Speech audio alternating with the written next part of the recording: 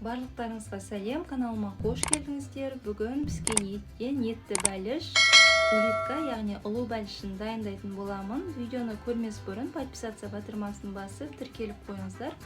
Сонда сіз ең бірінші болып менің видеомды көре аласыздар. Бұл бәліштің жасалу өте оңай, аз ғана уақытты алады. Ең алдымен піскен етті ет тартқыштан өткізіп аламыз. Еттің үстіне картоп пен пиязды ұсақтап турап саламыз. Тұз және қара бұрышты қосып араластырамыз. Бұл бәліштің қамыры ашытқысыз қатпарлы қамыр. Мен дайын қамырды алып жайдым.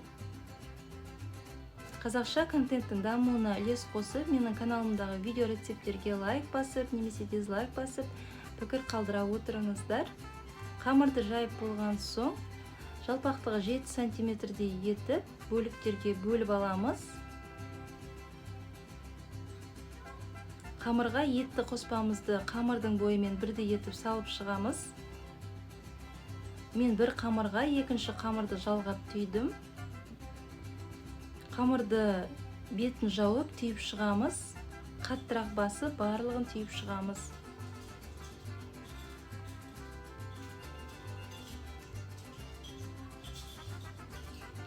Одан кейін осылай ұлу тәріздес қылып орап шығамыз. Арасын бос қылмай, тығыздау етіп орау керек. Жұмыртқаның сарысын бәліштің бетіне барлық жағына жағып шығамыз. 180 градуста 35-40 минуттай пісіріп аламыз. Бетіне қалауыңызша мак немесе кунжут себуге болады. Міне етті бәлішіміз дайын болды. Өте дәмді, тойымды тағам және ыстық тамақтың да орнына жасаса болады. Видео ұнаса лайк басып, пікір қалдыруды ұмытпаңыздар.